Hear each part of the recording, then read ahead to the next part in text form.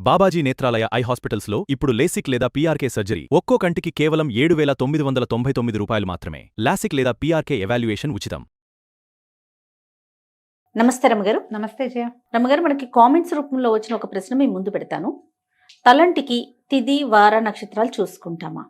అలా చూసుకున్న ఆడవారికి కానీ మగవారు కానీ, అలాగే పిల్లలకి కూడా తలస్నానం తలంటి చేయించేటప్పుడు అవన్నీ చూసుకొని ఫాలో అవ్వాలి. ఎందుకంటే ఇవాళ రేపు అసలు అదేం ఫాలో అవ్వట్లే.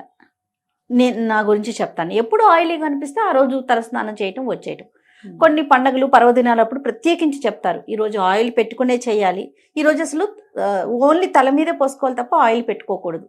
అది మాత్రం ఫాలో అవుతాం తప్ప అదర్వైజ్ రెగ్యులర్గా ఎప్పుడు అనిపిస్తే అప్పుడే చేసేస్తున్నాం కదా. ఇట్లా నిజంగా ఇది ఫాలో అవ్వాలా? మన శాస్త్రం ఏం చెప్తా ఉంది? మన జీవన విధానాలు ప్రమాణాలు మారిపోయినాయి జయ. అవునండి. ఇదివరకు ఇప్పటిలాగా ఈ కాలంలో లాగా ఎంతసేపు నెత్తి తలలు రుద్దుకుంటూ ఉండటం, షాంపూలు వ్యవహారం ఇదివరకు ఏది లేదు. తలంటి పోసుకోవటము అంటే ఒక ప్రత్యేక, తల అంటుకోవటం వేరు, తలకి నీళ్లు పోసుకోవటం వేరు కదా. ఈ రెండిటికి డిఫరెన్స్ మొదట మనం తెలుసుకోవాలి. తల అంటుకోవటం అంటే నెత్తికి బాగా నూనె పట్టించి కాసేపు ఉండి ఒంటికి కూడా నూనె రాసుకుని అభ్యంగన స్నానం అంటారు. ఒళ్ళు నలుగు పెట్టుకోవటం, తలకి బాగా నూనె రాసుకుని ఆ నూనె జిడ్డు వదిలించుకోవటం. ఇదివరకటి కాలాల్లో అంత ఫ్రీక్వెంట్గా చేసేవాళ్ళు కాదు. అప్పట్లో ఏం చేసేవాళ్ళు, ఈ చెరువులకి వాటికి మంచినీళ్ళకి వెళ్ళేటప్పుడు, నీళ్ళకి వెళ్ళినప్పుడు ఇళ్లలో మడి మశానం ఉన్నవాళ్ళు నీళ్ళలో ఒక మునిగి తల ఆరేది ఆరకపోయేది. కేశ సౌందర్యానికి అంత పెద్ద ఇంపార్టెన్స్లు అవి. డ్రై హెయిర్ ఉండాలి, హెయిర్ లీవ్ చేసుకోవాలి, క్లిప్ పెట్టుకోవాలి, ఇవన్నీ ఏమున్నాయి అప్పుడు లేవు. కానీ విధానం ఏంటంటే ఈ తల అంటుకోవటం ప్రత్యేక దినాల్లోనే చేసేవాళ్ళు. నువ్వు అన్నట్టు తిథి వార నక్షత్రాలు కాకపోయినా వారం ఖచ్చితంగా ఉండేది. తిథుల్లో కొన్ని ప్రత్యేక తిథుల్లో చేయకూడదు తలంటి. ఓకే. తెలిసి ఏకాదశి నాడు, తెలియక ద్వాదశి నాడు తలస్నానం చేయకూడదు. ఏకాదశి నాడు తల నెత్తి మీద నూనె పెట్టుకుని చేయకూడదు. ద్వాదశి పనికిరావు, అమావాస్య పనికిరాదు. ఇప్పుడు ఈ తిథులు మనకు తెలియదు, మనం ఎవరం క్యాలెండర్లు చూడం. మనకు తెలిసినవి డేస్, వారాలు తెలుస్తాయి. సాధారణంగా స్కూళ్ళకి కాలేజీలకి వెళ్ళే పిల్లలకి సమయం ఉండదు కాబట్టి, ఆదివారం సెలవు రోజు కాబట్టి ఆదివారమే తల స్నానాలు చేసే విధానం చాలా చోట్లన్నీ. చిన్నప్పుడు నా చిన్నప్పుడు సండేస్ హాలిడే కాబట్టి ఆ రోజు నెత్తికి నూనె రాసి తలకి ఏదైనా పెట్టి ఒంటికి బాగా నలుగులు పెట్టి శుభ్రంగా మనమే తల్లులే స్నానం చేయించడం ఉండేది. ఇప్పుడు పిల్లలు ఆదివారాలు కూడా క్లాసులే ఉంటున్నాయి. అయినా కూడా మనం జనాలు ఎలాంటి కాంప్లికేషన్స్కి వెళ్తున్నామంటే, మనం ఎవరో చెప్తారు ఇవాళ తలంటి పోసుకోకూడదు అనగానే వీళ్ళకి టెన్షన్ పుడుతుంది. గబగబా యూట్యూబ్ వెతకడం మొదలెడతారు. ఏ రోజు తలంటి పోసుకోవాలి? ఎవరో నాబోటి పెద్దక్కయ్యో నాకంటే చిన్నక్కయ్యో చెప్తారు, ఎవరో ఒకళ్ళు ఏదో ఒకటి. మీరు దాన్ని కాంప్లికేటెడ్గా తీసుకోవద్దు. మీ జీవన విధానాన్ని బట్టి మీ రకంగా మీరు వెళ్ళచ్చు. మీరు పాటించదలుచుకుంటే మామూలు రోజుల్లో రోజువారీ తలంట్లు లేవు. బుధ శనివారాలు రెండు మంచివి తల అంటుకోవటానికి, నెత్తికి నూనె రాసుకొని స్నానం చేయటానికి. బుధవారము శనివారము 2 వారాలు మంచివి. చాలామంది ఆడవాళ్ళకి శుక్రవారం తలంటి పోసుకుని అమ్మవారికి పూజ చేసుకోవటం అలవాటుగా ఉంటుంది. నిజానికి శుక్రవారం తలస్నానం చేస్తే లక్ష్మీదేవికి శిరోభారం అని కొన్ని ప్రాంతాల్లో చెప్తారు. లక్ష్మీదేవికి శిరోభారం వస్తుంది, శుక్రవారం తలంటి పోసుకోకూడదు అని. పూజ చేసుకుంటాం కాబట్టి తలంటి పోసుకోకపోతే ఎలా అని కొంతమంది అడుగుతారు. మీ ఇష్టం, అందుకే చెప్తున్నా ఈ మాట. మీ అలవాటు, మీ ఇంట్లో పద్ధతి, మీ అత్తగారో అమ్మో చెప్తారు, ఫాలో. అత్తగారిని అమ్మని కళ్ళు మూసుకుని గుడ్డిగా, వాళ్ళే మన ప్రథమ గురువులు, ఫాలో అయిపోవటమే. మీరు అది కాకుండా ఇంకా ఏమిటో మీరు తెలుసుకోవాలనుకుని మీరే అత్తగారయ్యి ఒక విధానాన్ని సెట్ చేయదలుచుకుంటే బుధ శనివారాలు మంచివి. ఇవి కాకుండా పండుగలు, దానికి తిథివార నక్షత్ర నియమం లేదు.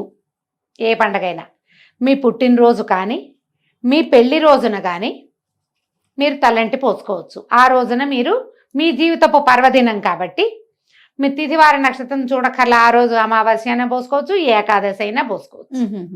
పుట్టినరోజు సందర్భంగా ఓకే. పిల్లలకు కూడా అంతే. వాళ్ళ బర్త్డే అనుకోండి, అలా చక్కగా నెత్తికి నూనె పెట్టి ఒంటికి వెళ్ళి నలుగు పెట్టి బాగా పోసి స్నానం చేయించి సాంబ్రాణి పొగేసి దేవుడి దగ్గర దండం పెట్టించి బొట్టు గట్క పెట్టి స్కూల్కి పంపించవచ్చు. దానికి ఏ తప్పు లేదు. పెళ్లి రోజు కూడా తప్పు లేదు. ఈ 2 తర్వాత వ్రతాలు అవి వస్తాయి. వ్రత నియమాలు ఉంటాయి. ఈ వ్రతాన్ని రోజున తలంటి పోసుకోవాలన్న నియమం ఉంటుంది.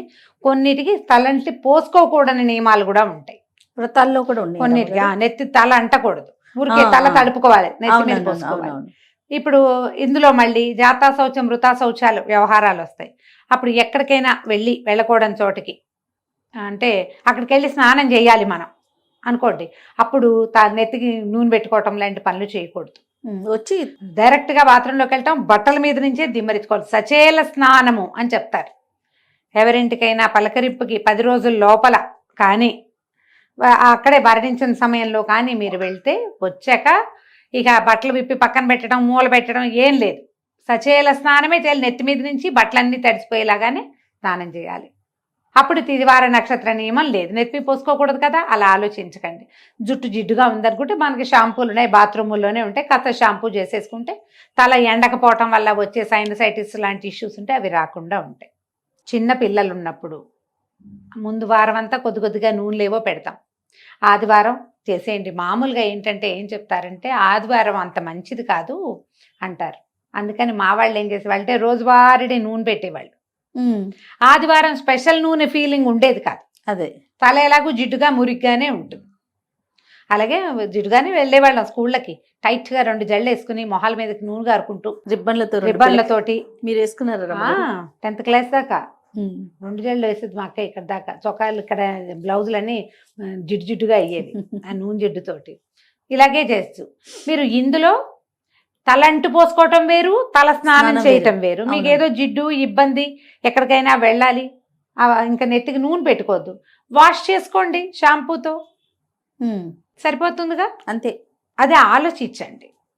ఇప్పుడు మనకు అసలు నూనె రాసుకునే అలవాటే లేదు, కొంతమందికి ఉండదు. ఇది కొంచెం అంత హెల్దీ కాదు. మనం వారానికి 1 రోజు 2 సార్లు అయినా బాగా నూనె రాసుకుని దాన్ని బాగా నాననిచ్చి నూనెతో జుట్టుని నానబెట్టి వాష్ చేస్తే హెల్దీగా ఉంటారు. తలలో ఒళ్ళు బరువంతా దిగిపోయిన ఫీలింగ్ వస్తుంది. చేసి చూడండి. మగవారికి ఏమైనా స్పెసిఫిక్ డేస్ ఉన్నాయా రమ్మగారు?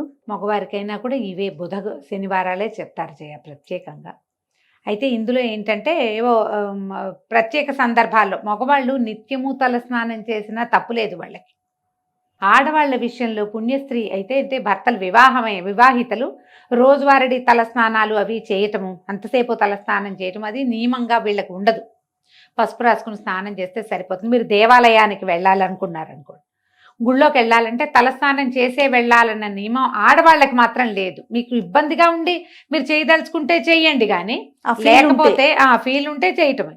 లేకపోతే మీరు స్నానం చేయక్కర్లేదు, తలస్నానం చేయక్కర్లా. పసుపు రాసుకుని స్నానం చేసి ఉదయం మీరు దేవాలయాలకి వెళ్ళిపోవచ్చు. మగవాళ్ళు వెళ్ళి చేయాలి తలస్నానం, వాళ్ళకి అవసరం. కానీ స్త్రీలకి మాత్రం ఎక్కడా చెప్పరు ప్రత్యేకంగా. ఈ దీక్షా దినాల్లో చెయ్యరు.